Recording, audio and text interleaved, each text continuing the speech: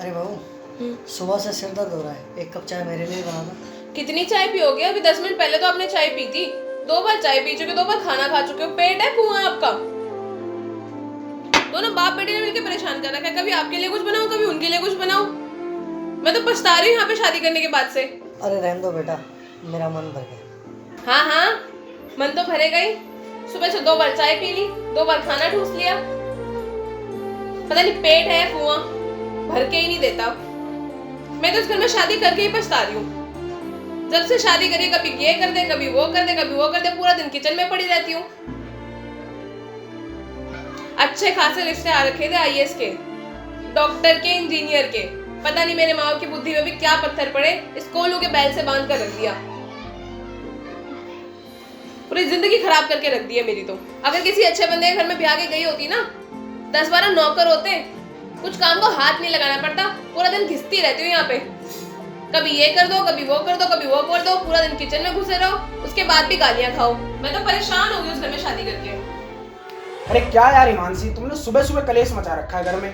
मैंने मचाया, तुम्हारे बाप ने मचाया? ये बाप बाप क्या लगा रखा है? तुम्हें बड़ों से बात करने की तमीज नहीं है। इतना ही शौक है ना तो खुद जाके बना लो अपने बाप के लिए चाय। मैं नहीं बना के दे रही। हाँ बना लूंगा मैं अपने बाबूजी के लिए चाय।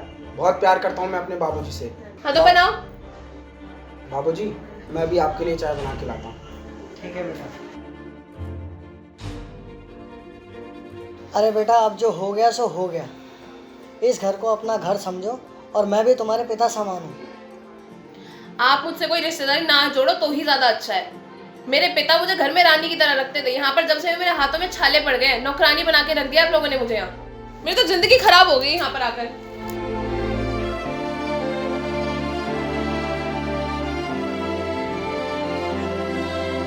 बाबूजी आपकी चाय। बाबूजी अगर आपको और किसी चीज़ की ज़रूरत हो ना तो आप मुझे बता दीजिएगा। ठीक है बेटा, तू तो मेरा वैसे भी राजा बेटा है।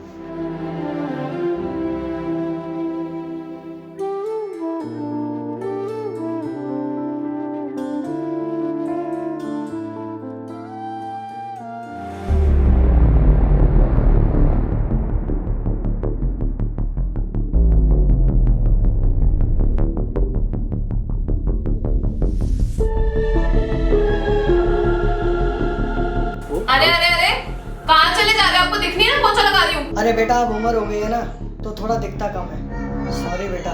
कुछ देखना वेखना कम नहीं हुआ आपका। जब टीवी देख रहा था तब तो आपकी आंखें नहीं फूटती, जब घर पे काम हो रहे थे उस टाइम पे आपकी आंखें फूट जाती हैं। ठीक है, ये लो पकड़ो और खुद ही लगाओ अब ये पोछा। अरे हिमांशी यार, मेरा वॉलेट कहाँ है? मैंने तुम्हें कितनी बार बोला है मेरी चीज़ें इधर उधर मत रखा करो। अब देखो वॉलेट नहीं मिल रहा ना, मैं लेट हो गया। अरे मुझे क्या पता कहाँ है, इधर उधर देखो जरा। वैसे तुम्हारे बाबूजी ने ही चुराया होगा, वैसे भी आजकल बहुत बाजार जा रहे हैं। हिमांशी, तुम्हें जरा सी भी शर्म है? पता है तुम जिस शख्स पे ये चोरी का इल्जाम लगा रही हो, उनके ईमानदारी के चर्चे पूरे गांव में मशहूर हैं। और उसे देखकर ही तुम्हारे बाबूजी ने तुम्हारा रिश्ता मुझसे किया था। और जो तुम इस घर में रह रही हो ना, वो बाबूजी का ही दिया हुआ है। वरना मेरी इतनी औकात नहीं है कि मैं इतने महंगे शहर में इतना अच्छा घर ले सकूं। और तुम रहने दो, तुमसे बहस करना ही बेकार है। मैं अपना वॉलेट खुद ही ढूंढ लूंगा। परेशान हो गया हूं मैं तो तुमसे। अरे बेटा, थोड़ा हट जाओ, थोड़ा आराम कर लेता हूँ। हाँ हाँ बिल्कुल, आओ लेटो।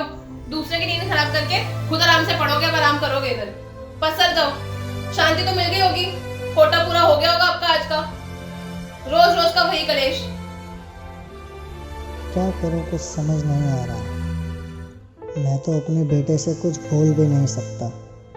हे भगवान, काश मेरा दूसरा बेटा अभिषेक यहाँ होता और मैं उससे सब कुछ बता पाता।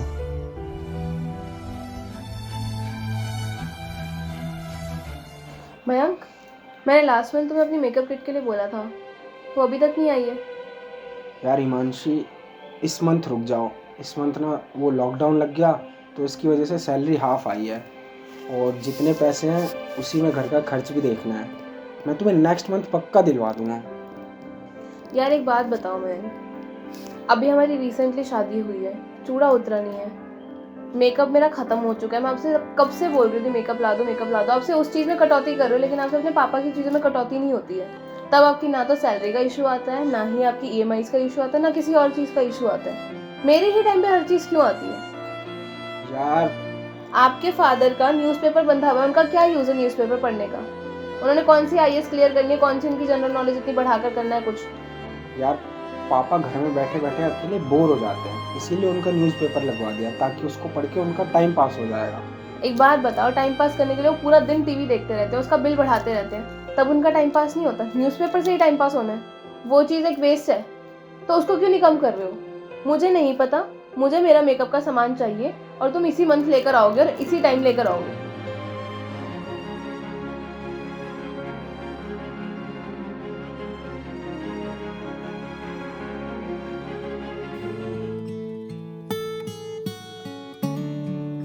अरे बेटा बस कर बेटा, तू थक गया होगा और जा तू भी जाके आराम कर ले। और हाँ, जाते जाते जरा मुझे अखबार पकड़ा दियो। जी बाबूजी। अरे हिमांशी, जरा बाबूजी को अखबार दे देना। कोई अखबार नहीं है, मैंने इनका अखबार करा दिया बंद। तुमने किससे पूछ के अखबार बंद करवाया हिमांशी? इसमें पूछने की क्या जरूरत है? मुझे ठीक लगा, मैंने बंद करा दिया। वैसे भी अखबार का कोई यूज तो था नहीं, लॉकडाउन वैसे भी चल रहा है, इतने फालतू खर्चे हो रहे, उसमें से मैंने एक फालतू खर्चा बंद कर दिया। अखबार के पैसे मुझे देने होते हैं, मैं फिर से जाऊंगा और बाबूजी का अखबार दोबारा लगवाऊंगा, और इस बार अखबार वाले को स्पेशली बोल के आऊंगा कि किसी के बोलने पे अखबार बंद ना करे। खैर मैं कर भी क्या सकती हूँ, तो मेरा खुद का ही सिक्का खोटा है, तो मेरा पति मेरा साथ नहीं देता, उसको ऑल टाइम अपना बाप दिखता रहता है। अरे बेटा कुछ नहीं होता, छोड़।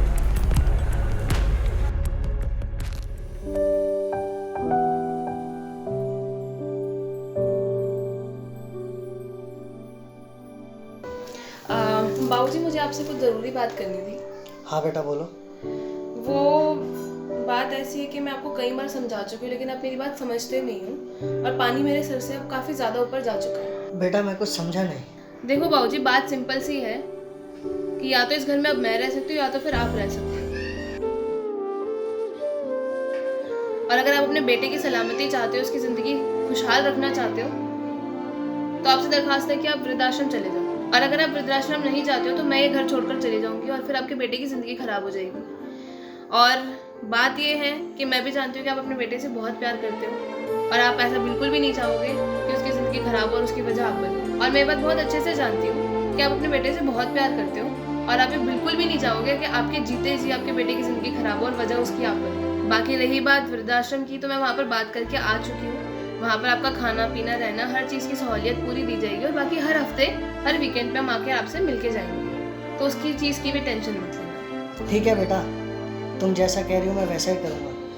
मैं चला जाऊँगा वृद्धाश्रम, लेकिन तुम्हें मुझसे एक वादा करना पड़ेगा। जब मैं चला जाऊँगा तो तुम मेरे बेटे को कभी तंग नहीं करोगी। वादा करती हूँ मैं आपके बेटे को कभी तंग नहीं करूँगी।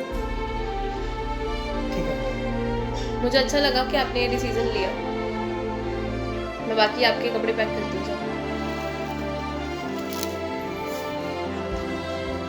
मैं क्या करता, मेरे पास और कोई रास्ता ही नहीं बचा था। मैं अपने बेटे को बहुत ज़्यादा प्यार करता हूँ और मेरी बहू ने पहली बार मुझसे कुछ मांगा है। एक बाप होने के नाते मैं कैसे मना कर देता। अगर मेरी बहू की खुशी इसी में है तो मैं चला जाऊँगा वृद्धाश्रम।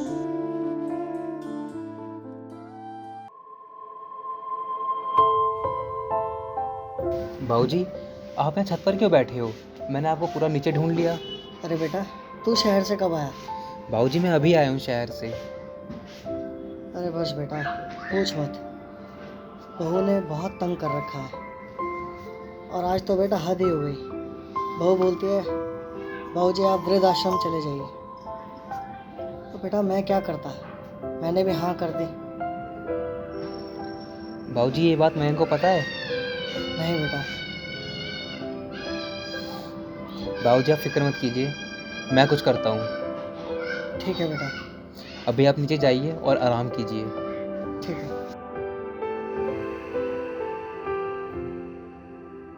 ऐसा क्या करूं जो मयंक को सारी सच्चाई पता चल जाए। अगर मैं मयंक को बताने गया तो मयंक मुझ पर विश्वास नहीं करेगा। एक काम करता हूं, मयंक को कॉल करके कहता हूं कि कल वो ऑफिस से जल्दी आ जाए। जब वो ऑफिस से बिना बताए जल्दी आ जाएगा तो उसे सारी सच्चाई अपनी आंखों से दिख जाएगी।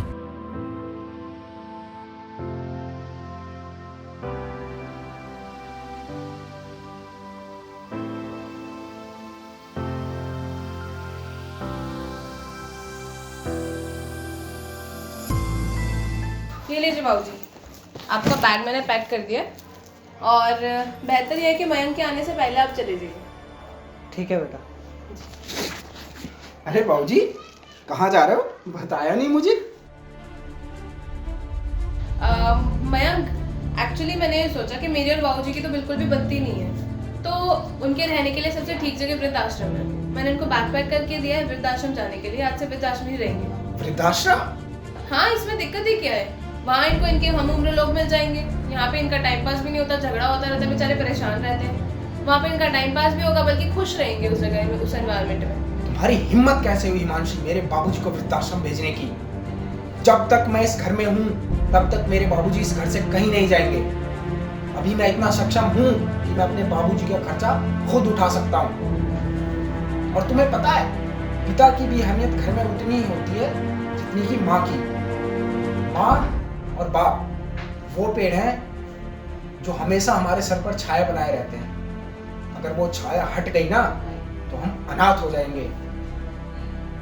लेकिन तुम ये बात कहाँ समझोगी? चलो छोड़ो, मान लो अगर मेरी बाबूजी की जगह आज तुम्हारे बाबूजी होते तो तुमको कैसा फील होता? लेकिन तुम ये कहाँ समझोगी। और जहाँ तक बात रही ना, जो तुम कह रही हो कि बाबूजी वृद्धाश्रम में खुश रहेंगे, अगर तुमने मेरे बाबूजी को अपने बाबूजी की तरह समझा होता ना तो आज ये नौबत ही नहीं आती। और जहाँ तक बात रही बाबूजी की, तो बाबूजी इसी घर में यहीं मेरे साथ रहेंगे। अगर तुम्हें जाना है तो तुम शौक से जा सकती हो। क्या हिमांशी अपनी जिद पर अड़ी रहेगी? क्या वो बाबूजी को वृद्धा आश्रम भेजने में सफल होगी? क्या बाबूजी को मजबूरन अपने परिवार को छोड़कर वृद्धा आश्रम जाना पड़ेगा? क्या मयंक बाबूजी को वृद्धा आश्रम जाने से रोक पाएगा? क्या अभिषेक ने सही किया मयंक को सब कुछ सच बताकर? हेलो गाइस, सबसे पहले कमेंट करके ये बताओ कि आपको इस वीडियो का सेकंड पार्ट चाहिए या नहीं। और आपने इस वीडियो में ये देखा कि कैसे एक बहू अपने ससुर को पिता नहीं मानती और एक बेटा मजबूर हो जाता है कि अपनी बीवी की सुने या पिता की सुने, क्योंकि अक्सर ऐसा होता है कि लड़का दोनों के बीच फंस जाता है, चाहे वो माँ हो चाहे बाप हो। तो गाइस, आपको ये वीडियो कैसी लगी इसे ज़रूर हमें कमेंट करके बताना और इस वीडियो को ज़्यादा से ज़्यादा शेयर करना। Thank you so much guys.